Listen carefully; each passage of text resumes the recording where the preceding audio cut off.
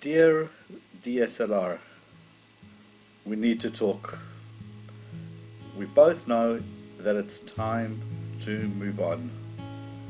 You still have amazing features, however, I need something different.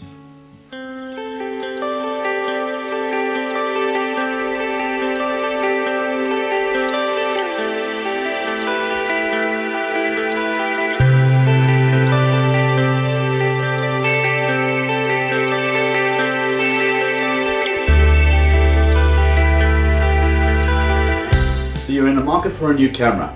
Which one do you go for? Do you go for a DSLR? Do you go for a point and shoot? A lot of options, a lot of reviews, and a lot of video clips telling you to go one way or another.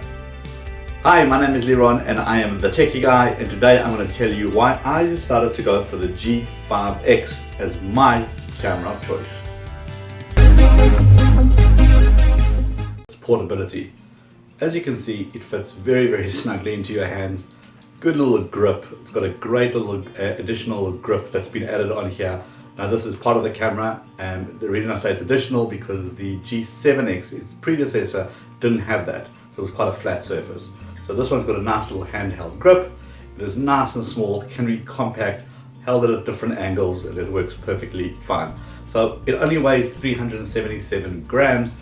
It's a little bit too big to just stick into a pocket, but it's good enough to throw into your bag and off you go.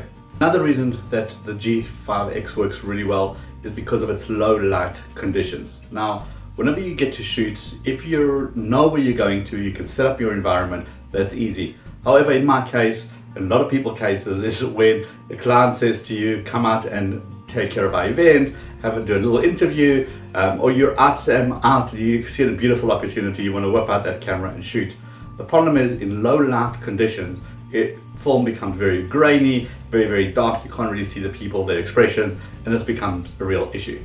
Well, this camera handles low light situation really well. It's got a 1.8 f-stop, which means that light comes in and really kind of deals with that situation really nicely. So you don't have to do a lot of post editing, it just handles everything on the camera. Right, the next reason why this works out quite well for me is because of the flip out screen. Now, the 7X had a flip up screen. This one has got a flip out screen. And what is nice is that when you want to do selfie mode, you can hold the camera in this angle and then change the screen to make it fit your direction.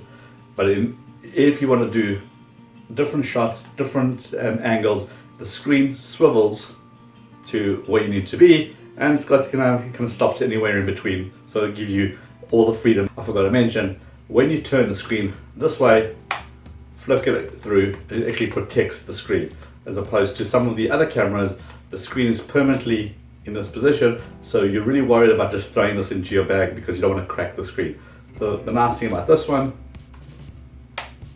and Canon has thought about that too. Image stabilization. Now, I've spoken about this before in my tripod video. I'll put a link somewhere here for it, but image stabilization is very important. A lot of the times when you have an ability to set up a scene, you can use your tripod, as I'm doing in this particular case. But some of the times, in fact most of the times when we're out, it's a grab and go situation. You're out on the road, you're vlogging, you're holding your camera, you're doing an interview, you've got someone in front of you. You don't want to have the film very dodgy, very shaky, because then people are not going to watch your film. In this particular case, the image stabilization built into this is extremely amazing. It just works beautifully. It's built in. All you gotta do is you gotta start recording, and it just takes care of basically everything. So whether you're left-handed, right-handed, whether you're holding it up, whether you're holding it in front of you, whether you've got your position correct or not, it just kind of prevents the film from bouncing all over the place. And it is absolutely incredible on the G5X. The Wi-Fi that's built into this is also incredible. Now, what I mean by Wi-Fi, it's got a button on the side here that you just simply press. You got a button that you simply press. What it does, it creates a little network between here and your mobile phone, and your phone has an app, and the two can basically talk to each other. Why that's good is because you can snap away, because it's so portable and you happen to have this with you. Instead of taking pictures with your cell phone, you take pictures with this. As soon as you snap it away, press this button, download the image onto your phone, and then you can do what you want with it. You can email, you can Instagram, if you want to do it on the fly. However, the additional feature, which is really cool, is that when you pair the two devices together, you can leave the G5X on and pointing at your subject that you want to shoot, but you can control it from your mobile phone. You can press the shutter release, it will take a picture, you can create a video, you can change the focus, aperture, a whole bunch of stuff straight from your phone, which means you can remotely control this little device. Very clever as well. The way that it tracks, it takes your face, tracks your movement. So this is very handy when you're trying to vlog on the go whilst holding two cameras in your hand and trying to get these shots. As you can see, it keeps on my face, it keeps locked in, and whatever I'm looking at, whichever camera angle it happens to be in, it just keeps on following me.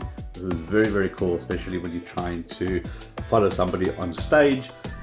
This feature is really, really handy. You're never out of focus. There's got to be one disadvantage, and the one thing I really wish Canon would fix, it's got no external mic facilities. In other words, no mic input. It's got two little mics, one here and one here. And what that means is that when you're recording, the mics are brilliant. They pick up all the sound, really, really good onboard microphones. But you know, we really want the external mics. So what we do when I'm filming an interview, just for backup's sake, because I don't know what surround sound this is going to pick up, I just record it with an external device as well. And then I sync the audio later.